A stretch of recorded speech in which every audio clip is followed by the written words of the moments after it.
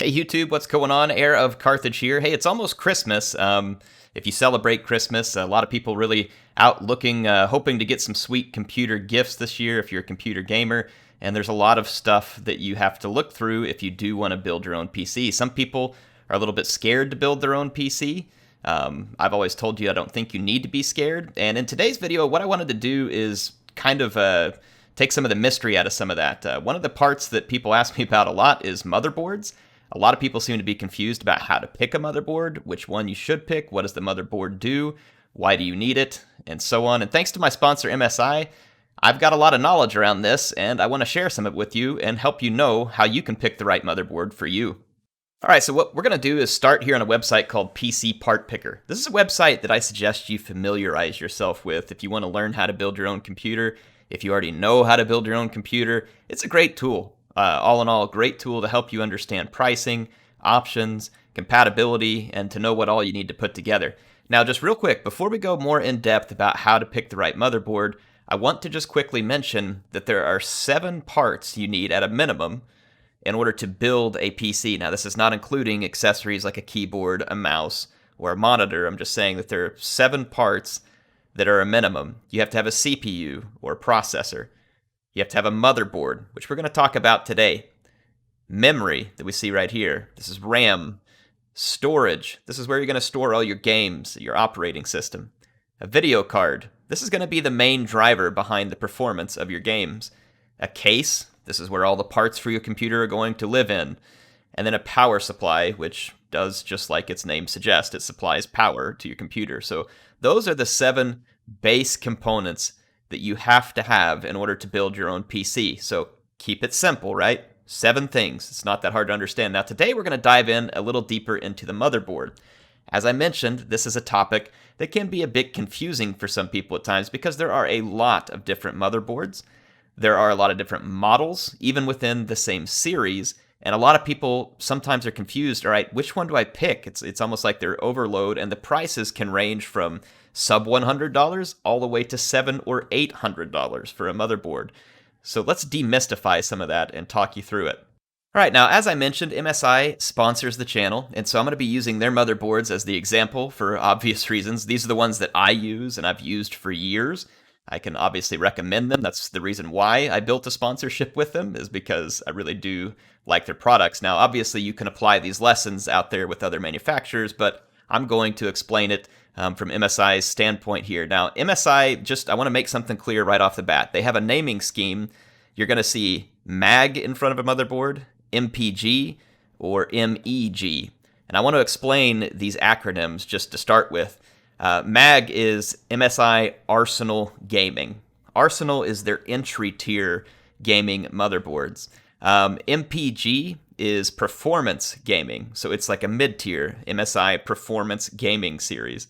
And then MEG is MSI Enthusiast Gaming series, which is the highest tier that's going to have the entire feature set available for a motherboard. If it's your first time building a PC, I suggest you stick with their MAG series. The MAG series is great and provides all the basic functions you're going to need, and so this will make it very easy if you want to go to their website. Again, you can use this filter here to just filter by the MAG series, which is going to give you the entry-level motherboards. Now, I say entry-level, it kind of makes these things sound like they're not good, but trust me, these entry-level motherboards are awesome. And I have used one. In fact, I just pulled it out of my system in the last build. For 6 months, I drove my gaming and recording build off of one of their MAG motherboards. It was the MAG B550 Tomahawk. So don't think to yourself that just because this is entry level, it won't be good enough. I promise you, they're good. If you've been building for a while, you plan to do some extra overclocking, you want to connect more storage devices, and you want to overclock memory more, then I would suggest you start looking at the MPG series, which is the Performance Gaming series. And within the MPG series, you're going to have a lot of options. Here's where aesthetics start to come in. These boards, and again, I like the MAG series aesthetics. They're very neutral and nice. But if you're starting to look for more RGB lighting, just more features, like I said, more storage, better memory overclocking, just more overall input, output, that type of stuff, then you'd look into the MPG series. So maybe you need to plug in more case fans. You need to have more USB devices. Like I said, memory overclocking. Now, if you just want the best of everything and money is not an issue, then you want to stick to their Meg series. So let's say that you're an extreme overclocker. Then you'll want to get into the Meg series if you just want to have the best because that's just what you want. And like I said, and budget isn't a thing, then again, go with the Meg series. I've used the Meg series, MPG, and Mag. I find all of them to be great. I stick with Meg when I get the option, obviously, because who doesn't want to have the best? But yeah, that's kind of the difference in these series. Now let's jump into the next part of how you choose a motherboard. So again, from MSI's standpoint, this is how they stratify their product classes, okay? Mag, or MPG, and then Meg. All right, so the next piece of this I want to talk about is chipset. And these are the numbers, like the alphanumeric and the numbers you're going to see. Like in this case, you're seeing a lot of Z490 or B550 or B460 or X570. You're going to see all these things. People are like, what is all that? And how do I know how to make sense of it? Well, it all comes down to this first. When you need a motherboard, the first thing you need to decide is what processor you're going to buy. Are you going to buy an Intel processor? Are you going to buy an AMD processor? And then, once you've made that decision, you have to look at, okay, which specific processor am I going to buy? Let's say, for instance, that you want to buy an Intel i5-10600K, which is a very nice gaming processor from Intel right now. It is a 10th generation Intel i5. And you need to know, okay, well, what motherboard would be compatible with it? I just happen to know that would go best with a Z490 motherboard. And we'll talk a little bit more about this, but I'm going to select Intel Z490. We're going to pick this Tomahawk because this is it. Now, what is Z490? When it comes to Intel, Z indicates a chipset that means it's unlocked. You can overclock the processors if it's overclockable. And with Intel, any processor that ends in a K or an X, I think, are overclockable. So that, as I mentioned, a 10600K, you would want to put it in this overclockable chipset. You'll see other chipsets for Intel like a B460. B is not overclockable with Intel, and if you put an overclockable chip into it, it'd be a waste. But that's what these chipset numbers mean. Intel 10th generation would be supported on both Z490 and B460. Well, Eric, how do I know if it'll work? Well, whenever you want to pick one like this, and for MSI specifically, you can go here to the specification, and then you can click on detail. And it provides you with this link. It says see supported processors. Great. So you can come in here. We were looking at a Core i5 10600K, and it is supported right here. So this is the list of supported processors, and now I know if this is what I buy, it will work on this motherboard. So you can use their website to help find this and to make sure that your processor is supported by this motherboard. So hopefully that starts to make sense to you all. Now I'm going to try and give you a couple of hints here on what all this means. Again, if we're going back to chipset, Intel uses a Z in front of their highest end chipset and a B in front of their mid-tier chipset. And then I think they even have a lower tier one, which is an H. And you see that here with the H410. Now, the 400 series chipsets, so where you see a 410, a 460, a 490, all of those are related to their 10th generation processor line. So you'll have to go learn a few of these things and do a bit of research. But like I said, when you're on MSI's website here, you can click these and you can go see specifically which processors they support. Now, AMD uses a similar but slightly different naming system. So let's talk AMD for a minute. For AMD, the highest tier chipsets are X in front of it. So the most recent one being X570. So that is the highest tier chipset, meaning it comes with the biggest potential bunch of features that can go along with an AMD CPU. The mid tier for AMD is B, or the B550 here. And for AMD, there's a cool thing here. X570 and B550 both allow you to overclock AMD processors. And the cool thing about AMD Ryzen is that every single AMD processor is unlocked and overclockable. That is one of the advantages that I see them having over Intel, amongst others right now. But Intel is still totally a viable gaming platform, and that's why I mentioned them up there. But anyway, that's how you see what these chipsets mean, okay? So X is something that AMD uses, the X570. Now, I'm not going to get too far off into the weeds. There are some Intel platforms that start with X from their, stuff, but we're just talking about mainstream gaming platforms here. X570 is your latest high-end AMD, Z490 is your latest high-end Intel, and B460 is your mid-tier latest Intel, and B550 is your mid-tier latest AMD. And those are the ones that I would suggest you deal with if you're going with the newest set of processors. Now, if you're buying an older processor, go look this up before you buy a motherboard and see which ones they fit with. All right, now the final step in choosing a motherboard, at least what I would determine the final step, you now know how to understand the stratification. So am I buying entry-level, arsenal, mid-tier, performance, mid-tier meaning performance? I say mid-tier, it's actually makes it sound bad. It's actually really good. It's performance. It is what it is. And then an enthusiast, right? So let's assume we're going to buy into the MAG series. Okay, well, and let's also assume that I want an AMD B550. So let's specifically assume that I'm going to buy something like a Ryzen 5 3600X or like a 5600X, all right? So a Ryzen 5 processor, which is, great options for gaming and, just light productivity when it comes to AMD. Look at all these options I have here. I've got quite a few options to choose from in the B550 range. Okay, well, which one would I want? Well, let's talk about that a little. How do you know which one to go pick? So a couple of interesting things to note. There are different sizes of motherboards, and you can kind of see that here with this M. See this M? That means micro ATX. When you don't see an indicator like that, it means just a standard ATX board. ATX is a full-size board. It's going to have the most plugins available for different PCIe expansions, probably the most options for M.2, solid-state drives and all that kind of stuff.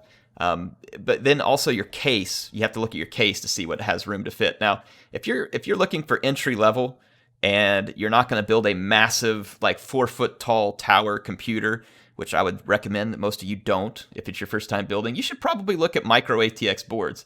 They tend to be a little bit cheaper. They do have some expandability options, and they still come with great feature sets. Let's take a look at this B550M Mortar Wi-Fi right now. And let's see what kind of features are available on it. So I'm going to click on the specifications. Now here's a picture of it. It has Wi-Fi, which is great if you're not able to hardwire into the internet. But let's just take a look at the different features that it comes with. It tells us how fast the memory can run. There's lots of different memory speeds that it can support. It does support dual channel memory. It has 4 RAM slots. These are the things you should be looking for on a motherboard. How much RAM do you want to have? Well, this one you could expand it up to 4 sticks of RAM. That's a nice feature to have in a motherboard. It has 2 PCIe Express by 16 slots. That's also really handy in case you ever feel like you needed to expand. Say like you wanted to have 2 graphics cards, or see these other little expandable PCI slots right here. Well, I can't zoom up on it. I guess I can click on it and get more detail in the picture, but yeah, when we click on this, there's a couple of expandable PCI slots here. These work great for capture cards, or for an extra Wi-Fi antenna if you decided you need it, or a solid-state drive expansion kit. All kinds of stuff that you can plug into there. You've also got places where you can put a solid-state drive. Look right here is a Generation 4 solid-state drive that can go under this. You can plug in another M.2 solid-state drive here. If we take a look over here, you can't see it from a side view, but this has 4 different SATA, so you can plug up to 4 more hard drives or solid-state drives in right here. This also supports a USB Type-C front panel connector. You can see that right here. I can see lots of fan headers on here, RGB headers. So when you're looking at a motherboard, decide what things you need and then go through the details. So what feature set do you need? And part of the reason why I say, hey, if you're a first-time builder, the MAG series is great. And it's because, honestly, the MAG series may be entry-level for MSI, but it comes with a crap load of features. And there's no reason why you shouldn't be able to use the MAG series for a long period of time. This board has great cooling. You can see the heat sinks here. You're not going to overheat with the fancy processor in here. So let's say that, for instance, you buy this right now and you just put a Ryzen 5 in it. Maybe a year down the road, there's some really good deals on a Ryzen 9 processor used from someone. This thing can absolutely handle it. And so that's another decision you want to make with the motherboard is what am I using with it? What kind of features do I need? So for instance, when you're going to pick a motherboard, look at the rear I/O panel. Does this have enough USB plugs for you? Does it have, the Y? So, okay, yeah, this one has a hardwire plug for 2.5 gigabit LAN. Let's count it up here. 1, 2, 3, 4, 5 USB in the back, and then a Type C. It has all these audio options back here. This is our Wi-Fi 6. Does this fit what you need? Now, don't worry about DisplayPort and HDMI because we're talking about building with a graphics card, but this is if you're going to use a graphics or a processor with built-in graphics. This has 2 options for outputs, DisplayPort and HDMI. Now, if you're using a graphics card, you won't need these, but I'm just calling this one out. So does this support what you need it for? How many USB devices are you going to plug in? Okay, let's think. Mouse in one, keyboard in another, maybe a webcam. Do I have enough plugs for what I need? And then remember, I talked about those PCIe expansions. Maybe you run out of USB and you want more. Well, you can buy little USB expansions that'll plug into these things and give you more USB outputs on the rear I/O. So again, these are the kind of things you want to think about. What am I going to use it for? Does it have the features I need? Maybe in the future you think, man, I might need 2 or 3 hard drives eventually because I'm, doing some different work or I'm running a home server or whatever. Okay, yeah, I can plug all those into the SATA ports. So again, just think through what you need. I hope this helps you all when it comes to picking a motherboard. I've discussed some things here. I've tried to make some parts of it simple. In the end, it really just comes down to, does it provide you with what you need? I hope this helps you understand how to go find it. Use this detail page. Use their processor support. See supported processors. If you're wondering which RAM to pick, see supported memory. Look at this. It tells you different memory kits that you can be supported by. See here, memory. So we can click on that and look, it tells you specifically, here's the memory kits that we've tested and we know work in this, and there's a ton of them. So you can go check to make sure that everything is compatible. All right, so use these tools. MSI's got great tools on their websites. Again, it's another reason why I love using their products. I feel like they make it really easy, and I've been using them for years. And if you have any questions about MSI's products specifically, which one's right for you, please let me know. If you have questions about picking a motherboard in general, let me know. I've got another video coming soon, which you all may have seen here. I've got some build guides, and we'll cover that. But hopefully that this video, like I said, its purpose was to hopefully demystify a little bit on how to pick a motherboard and some of the reasons that you might pick. I would say if you're a first-time builder, don't overspend. Look at this MAG series, and look at, if you're going AMD, look at the B550 series. If you're going Intel, look at the B460 series, unless you get an overclockable processor, and then go for the Z490. But use this MAG series. It's a great offering by MSI that gives you a killer motherboard in my opinion, reasonable prices. So anyway, go check that out. Like I said, if you all have any questions, let me know. HeirofCarthage signing out for now. Hopefully this helps you when considering maybe what kind of gaming gear that you want to try and get with your Christmas money or holiday gifts or anything else like that. Like I said, please hit me up with questions. Thanks to MSI for sponsoring the channel. HeirofCarthage signing out for now.